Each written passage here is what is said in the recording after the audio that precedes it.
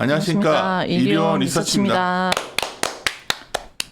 이제 어제 건설건자재 자료 나올 때 상당히 저는 흥미로웠던 그림이 있었어요. 자료 옆에 띄워주셨으면 좋겠는데, 그 건설업종에 보시면 우리 김세현 연구원이 쓰고 있는 그 데이터 인덱스. 네. 결국은 제가 오늘 우리가 현대건설 바이코를 할 건데, 네. 많은 분들이 다 그냥 반도체 얘기하고 있을 때 저희가 조용하게 이제 준비했던 건데, 건설 쪽들을 이게 왜 그러냐면 수출 쪽이 좀 전략적 입장이 수출 증가율이 좀 이런 것이 주춤해지면 투자 쪽이 늘어야 되는데 글로벌하게 투자가 는다는 거거든. 네. 그러면 결국 현대중공업이 3분기 이후에 상당히 좋아질 수 있는 현대건설이 참. 현대건설. 네. 그래서 그 그림이 여기 있어서 현대건설 바이콜입니다. 그래서 저희가 이렇게 바이콜이다 아니다를 명확히 하는 스타일인데 제가 주가가 된다는 얘기는 아니에요. 주가가 하는데 또 우리 심사위원 용이 탑픽으로 했기 때문에 오늘 들어보겠습니다. 그래서 왜 그렇게 보는지 저희들 시각을 그러면 자료 2개 갖고서 어제 나온 자료, 오늘 현대건설 자료 2개 갖고 얘기 좀 할게요. 시작하시죠. 네, 그 첫 번째로 섹터에 대한 의견을 좀 정리한 숏 코멘트 자료가 있는데요. 이거를 쓰게 된 일단 이유는 유가가 올라서 그런 게 맞고 최근에 맞아요. 이제 대표적으로 이제 유가 익스포저가 가장 큰 EPC라고 할 수 있는 삼성 엔지니어링 주가도 많이 올랐었기 때문에 일단 저희 섹터에 대한 의견, 그리고 이제 저희 시클리컬이 가치주로 묶여서 같이 움직이긴 하지만 또 철강 스프레드가 또 단기 축소가 되면서 이제 가치주들을 어떻게 바라봐야 되는지에 대한 어떤 고민이 시장에 있는 것 같고 그래서 이제 저희 섹터는 어떻게 갖고 할 거냐에 대한 어떤 이제 근거를 좀 한 장으로 썼다고 보시면 될 것 같습니다. 일단 결론적으로는 저희 섹터는 다른 가치주들의 올해하고 내년에 영업이익 YOY 그로스 비교를 해보시면 뭐 저희 섹터가 작년에 엄청 극심한 기저가 있고 올해 갑자기 뭐 글로벌 수급이 좀 꼬여서 막 갑자기 확 좋았다가 내년에 빠지고 그런 섹터는 아니라는 말씀을 드리고 싶은 거였고요. 그래서 이익이 올해랑 내년까지 확정적으로 증익이 되는 섹터고 왼쪽에 PBR 추이 보시면은 리레이팅이 열심히 되긴 했지만 아직도 0.8배로 역사적 수준이랑 비교할 때 부담스럽지 않다라는 그런 내용이고요. 그리고 두 번째는 이제 오른쪽인데 제가 이제 인디케이터라는 거랑 시가총액 그 합산 6개사 시총을 비교를 한 그림인데 이 인디케이터라는 거 그냥 제가 만들기 나름이니까 업종을 설명하는 여러 가지 전방 지표 중에서 일단 유가, 그다음에 해외 수주 11개월 이동 평균, 그리고 주택 가격 인덱스 요거 세 개를 30%, 60%, 10%로 가중 평균해서 그냥 숫자화 해본 인덱스입니다. 그래서 이 인덱스가 이제 시총이랑 같이 보면은 비교적 좀 설명력이 있는 걸로 보이고 최근에 어쨌든 바닥에서 여기까지 주가가 리레이팅 된 거는 심플하게 물론 뭐 업황도 지표도 턴어라운드 하긴 했지만 제가 볼 때 이제 모멘텀 슈팅이었다라고 보여지거든요. 규제가 풀린다 더라 뭐 이런 거에 대한 이제 모멘텀 주택 규제지. 주택 규제 완화에 대한 기대감 이런 것들이 주가를 올렸던 걸로 보여지는데 실질적으로 그것뿐만 아니라 그냥 업황 지표 자체가 유가나 해외 수주 레벨 자체가 긍정적인 턴어라운드로 보였기 때문에 이게 실질적으로 저희가 숫자화되는 시점은 이제 하반기가 아닐까. 그래서 지금까지는 모멘텀으로 주가가 여기까지 왔다면은 하반기하고 내년까지는 이제 실적이 숫자가 이걸 증명하면서 리레이팅이 되는 구간으로 갈 수 있겠다. 그래서 저희 섹터에 대해서는 계속 긍정적으로 오버헤이드 의견 유지하겠습니다. 제가 그냥 헤드라는 위치가 전략 쪽 얘기들을 많이 하고 또 기업 분석 쪽 얘기 듣다가 이게 접점을 찾는 과정인데 네. 최근에 제가 최진영이 저 때문에 고생하거든. 유가 왜냐하면 때문에요? 자꾸 유가가 75불이 맥스다. 근데 내가 이제 몇 가지 데이터를 갖고 얘기를 하는 거지. 이거 아닌 것 같다. 유가가 위로 뚫릴. 왜냐하면 사람들이 다 잘 모르는 게 있다니까. 올해 얼마나 유가가 센지를 잘 모르고 있어요. 맞죠? 엄청 많이 올랐죠. 유가. 올해 유가가 어마어마하게 강해요. 그래서 지금 이 유가가 왜 이게 사람들이 주식시장이나 이것만 보고 있는데 사실 비트코인 보고 있는데 사실 유가가 엄청 세거든요. 그래서 도대체 이게 왜 안 가라앉지? 도대체 이러고 있는 중이에요. 수요도 안 강한데 공급 이슈도 있는데 이란만 협상하면 돈 나올 건데 뭐 이제 물량 나올 건데 왜 이러지? 근데 제가 이제 냈을 때 느낀 게 거기서 그럼 유가가 75를 넘어갔을 때 어떤 그림이 나올까? 네. 그때 뭐 살까? 그래서 이제 저희 클라이언트들한테 사실은 3엔을 얘기를 네, 익스포저가 크기 때문에. 그러니까. 근데 이제 이게 사실은 섹터로 보면은 제가 만약에 이제 그 모든 섹터를 운영하는 매니저 입장이라면 유가 베팅은 조선으로 하는 게 일단은 맞고요. 꼭 그렇지도 않아 근데. 일단 베타가 크니까. 베타가 그렇게 크지만 보는데 베타가 또 크니까. 달라. 숫자 나오는 건 건설이야.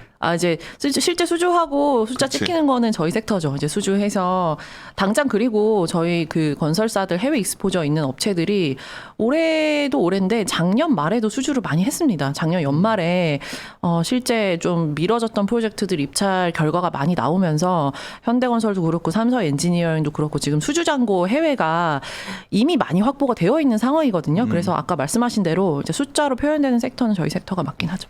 그래서 아마 주가가 좀 올라왔을 거예요. 근데 현대건설이 사실 유가가 이렇게 되고 아까 요 인디케이터 잠깐 말씀드린 게 뭐냐면 요 자료에서 요게 네네. 됐을 때 이제 멀지 않았거든요. 여름 중에 이제 그 얘기가 나오면 네. 뭔가를 골라야 되고 네.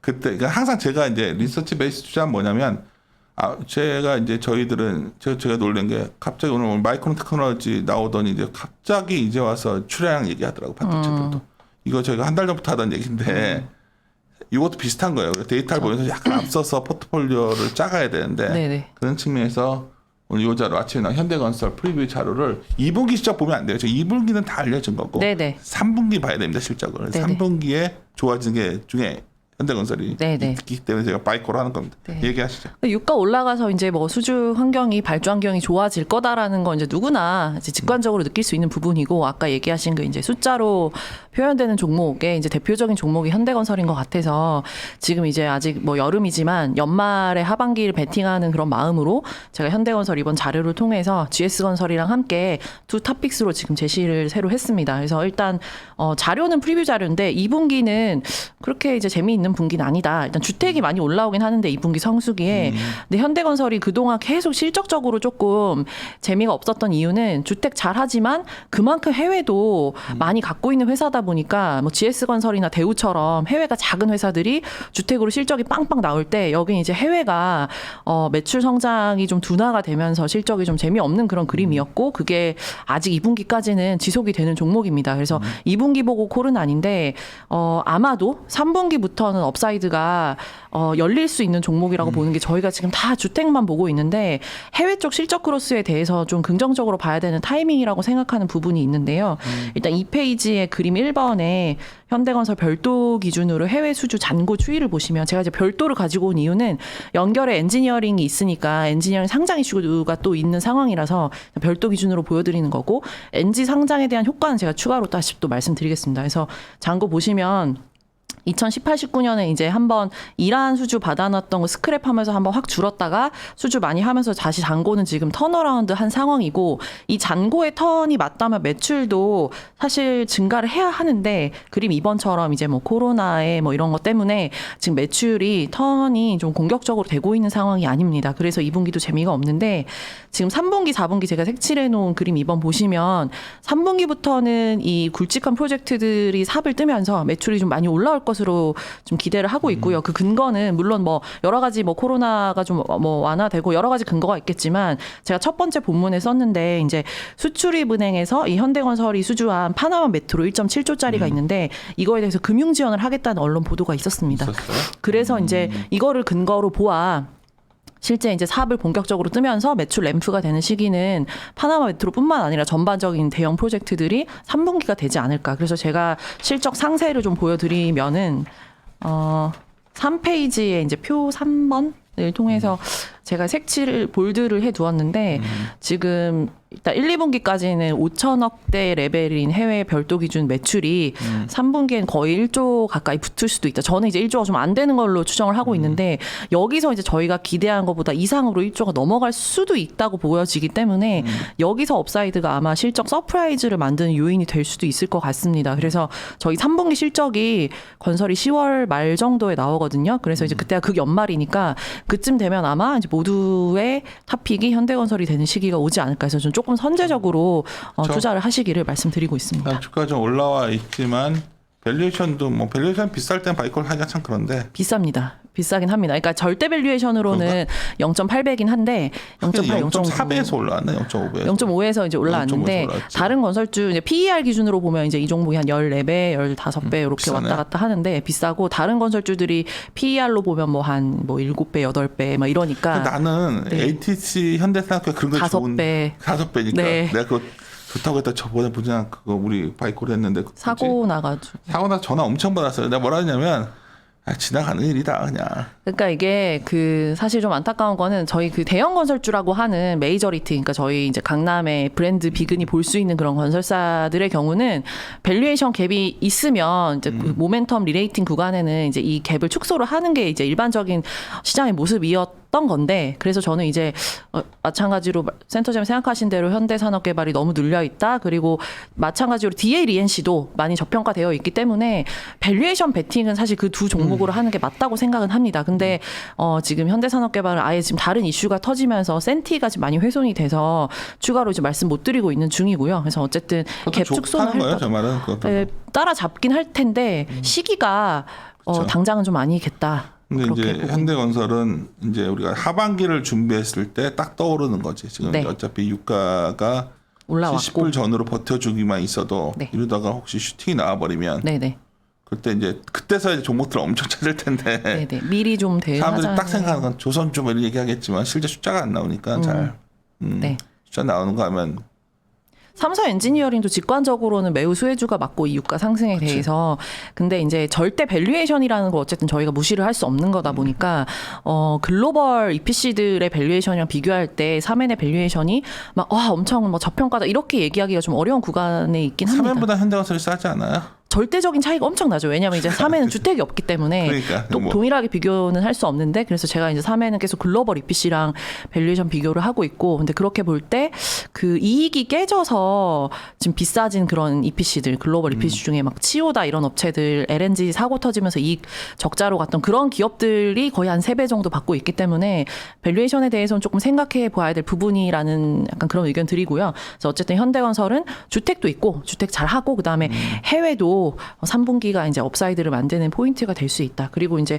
마지막으로 엔지니어링 상장에 대한 의견도 좀 같이 오늘 말씀드리면 될 것 같고요. 고민스럽지 않아요? 네, 약간 이게 좀 뭐랄까 플러스 마이너스가 좀 같이 혼재되어 있는 이슈라고 보시면 되는데, 일단 지금 현대건설이 시총 6조 정도 되고요. 현대 엔지니어링 막 언론 보도로 많이 보셨겠지만 뭐 이제 10조 뭐 이렇게 얘기하고 장외에서 이미 10조 막 붙으려고 하는 걸로 알고 있는데, 일단 그래서 의견을 플러스 마이너스를 설명드리면, 일단 플러스는 당연히 이제 비상장 자회사가 상장하게 되면 모회사의 기업 가치가 커지기 때문에 플러스다 이렇게 설명드리는데, 일단 마이너스는 수급적인 요소가 좀 있습니다. 그러니까 현엔이 상장을 하게 되면 지금 비즈니스 모델이 아예 동일하거든요. 그러면 이제 시총이 현엔이 더 커지게 되면서 뭐 지수 편입이나 이런 걸 고려할 때, 그리고 기관 투자자 입장에서는 현엔을 다 들고 갈 또 이유는 없어지기 때문에 지금 조금 더 마진율이 좋은 현엔 쪽으로 수급이 좀 쏠릴 수 있다라는 측면에서 제가 좀 부정적이다 이렇게 설명을 드린 거고, 또 다른 이제 알파 포인트는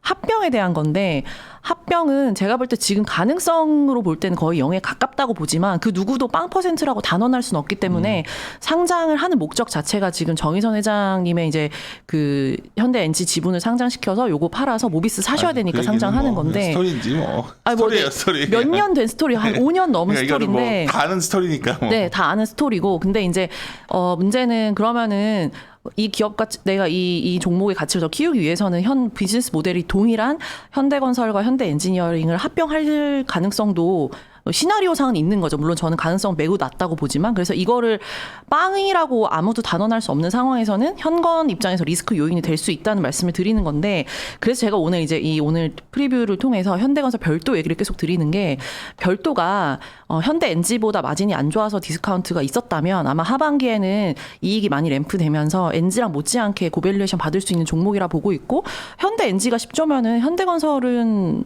왜 6조인가 이런 생각이 드는 거죠. 그래서 너무 당연한 상식이지. 그리고 네. 그때 만약 램프업 되면 그 순간에 엄청 떠들 것 같거든. 맞지? 네. 보통 그러지 않아? 네, 그렇죠. 램프업 되면.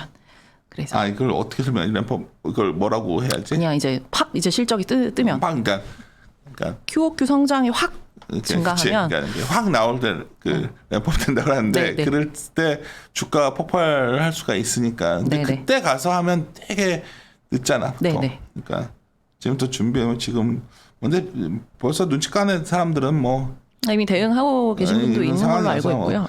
네. 그래도 이변에서는 그래도 저도 빨리 알려야겠다 해서 네네. 일단 네. 근데 건설 뭐 하반기들 준비를 많이 하시는데 뭐 지수가 어떠니 뭐니 하지만 뭐 어떻게 포트폴 짜갈 것이냐, 너무 너무 막 그런 스토리 막 어마어마한 뭐 그 스토리보다 뭐 저희 하우스 제가 추구하는 주식 투자는 이렇게 약간 선제적으로 대응을 하면서 잘 뭐 우리가 미래를 정확히 알 수 없지만 네. 뭐가 좋은지를 찾아가는 과정이라 보기 때문에 현대건설은 바이콜 종목으로 제시합니다. 제가 그러니까 예, 많이 저 이런 거 함께 오신 분들 요즘 잠깐 이렇게 안 듣던 분들이 들어오셔가지고 이제 뭐 제 말투 같기도 하고 뭐 그런데 제가 신경 쓰인다가 아니라 좀 이해해 주시면 하는 게 어떻게 하면 이걸 메시지를 전달할 수 있을까를 주목하다 보니 억지로 더 그런 경향도 있으니까 뭐 저희와 뜻을 같이 하신 분들은 좀 들으시고 불편하신 분들은 사실 서로 그렇잖아요. 뭐 이게 참 다 맞출 수는 없는 것 같아. 서로 분위기를.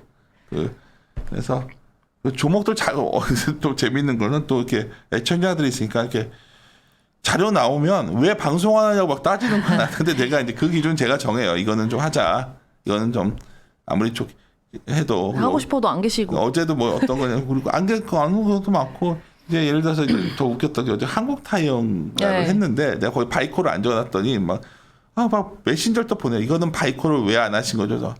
뭐 그렇게까지 확 지금 막 그러지 않으니까 그랬겠죠. 그러니까 더 웃긴 거는 말할까요? 바이콜 한다고 올라가는 게 아니에요. 그리고 이노공업이가 이제 세게 우리가 바이콜을 했거든. 와 주가 하나도 안 움직였다 이번에. 그러니까 이런 거는 저희들 생각일 뿐이고. 직접 리노 결정- 많이 올라서 그런 거 아닌가요? 올랐지만 네. 거기서 또 바이콜을 한 거니까 네. 우리는. 그러니까 나는 비싸 보이는데 정식이가 막 나한테 막 이런 거 신중호 팀장까지 막 계속 뭐 이런 종류의 종목이다 해서 아침에 그때 보니 밑에 네. 그래가지고 내가 역시 우리가 너무 합창하니까 또 안 되더라고. 알겠습니다. 현대건설은 그냥 제 스타일에 맞는 종목이어서 지금 네. 오늘 바이콜 하는 걸로 하니까 들어보시고 재밌겠네요. 또 안 될 수도 있고 근데 하반기에 서프라이즈 향해 한번 기다려 봅시다. 네. 예, 마무리 들어가겠습니다. 함께 고민하시죠.